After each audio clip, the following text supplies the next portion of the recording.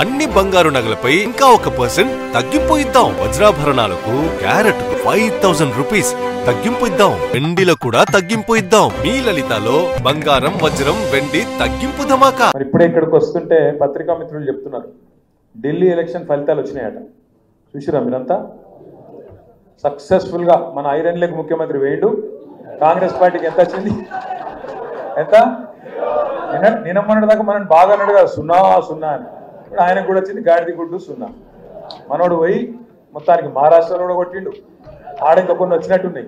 ఇక ఢిల్లీకి పోతే మాత్రం నాశనం అయిపోయింది. ఇప్పుడు అడుగు నాశనం అయింది, ఆడ ఖతమే అయిపోయింది. ఇప్పుడు 0. కానీ ఒక్కటి మాత్రం రాహుల్ గాంధీకి మనందరం మంచిగా సపోర్ట్లు కొట్టి అభినందనలు చెప్పాలి.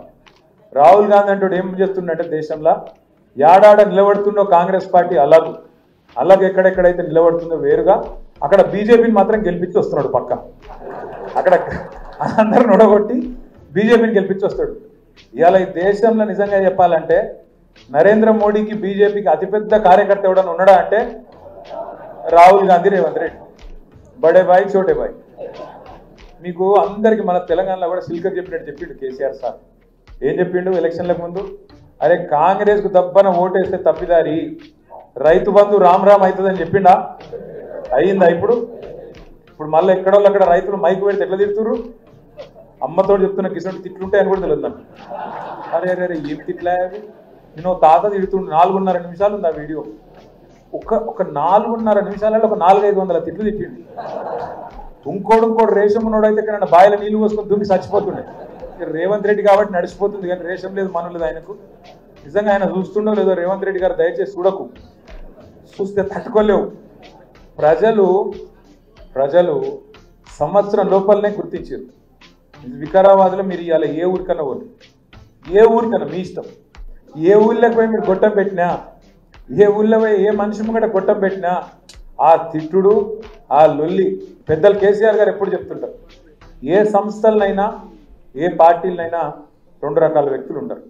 ఒకటి పోరాటవాదులు, అంటే ఫలితం ఎట్లున్నా, ఎవరు అవతల ఎంత శక్తివంతుడున్నా, మా సబితక్క లెక్క మనం మీరు చూసింటారు మహేశ్వరంలో కాంగ్రెస్ వాళ్ళు అవమానిస్తే ఆడబిడ్డను లేదా అవతలోడు అధికారంలో ఉన్నాడు అని ఆలోచించలేదు.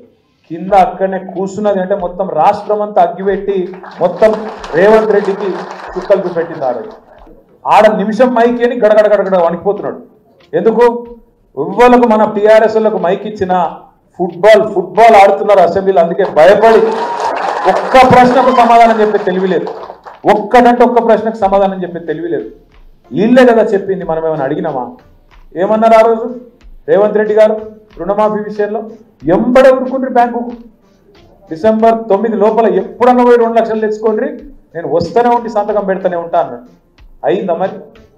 ఏ ఊళ్ళో చారణ అయిందా రుణమాఫీ? అందుకే రేవంత్ రెడ్డి గారిని అడిగినాం అసెంబ్లీలో, మైకు దొరికింది. దొరికితే అడిగినా, ఏ ఊరు పోదామా చెప్పు, నీ కొండారెడ్డిపల్లె పోదామా, నీ సొంతూరు, లేదా కొడంగల్ పోదామా, యాడికి పోదామో చెప్పు, నువ్వే చెప్పు. దబ్బనగిన ఎక్కడన్నా ఏదైనా ఒక ఊళ్ళో రైతులు రాసిస్తే 100% రుణమాఫీ అయిందని ఏ ఒక్క ఊళ్ళో రాసిచ్చిన రాష్ట్రంలో రాజకీయ సన్యాసం చేస్తా అని చెప్పిన ఇయ్యాల కూడా కట్టుబడి ఎక్కడ కాలే రుణమాఫీ. 100% రుణమాఫీ అనేది పచ్చి బోగస్.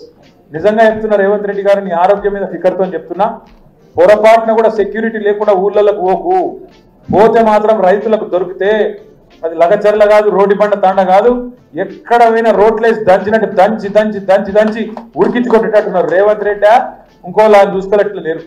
రైతులు ఇవాళ కాంగ్రెస్ వాళ్ళు ఓట్లు అడిగేందుకు వస్తే దంచి కొట్టడానికి సిద్ధంగా ఉన్నారు.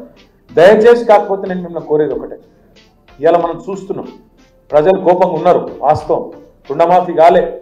కేసీఆర్ గారు చెప్పినారు రైతు బంధుకు రామ్ అవుతుంది కాంగ్రెస్ వస్తే అని చెప్పినట్టే కేవలం ఎలక్షన్ ఉన్నప్పుడు పార్లమెంట్ ముందు అది కూడా మనం ఎన్నికల ముందు దాచిపెట్టిపోయిన పైసలు వేసినట్టు.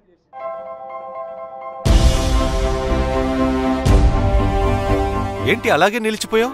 గోల్డ్, డైమండ్, సిల్వర్ రేట్ ఇలా ఉంటే ఇలా నిలిచిపోకుండా ఎలా ఉండేది? మన కంట్రోల్లో లేని దాని గురించి ఫీల్ చెయ్యకు.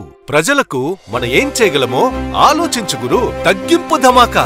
అన్ని బంగారు నగలపై లలిత వారి మార్కెట్లోనే తక్కువ తరుగులో ఇంకా 1% తగ్గింపు ఇద్దాం.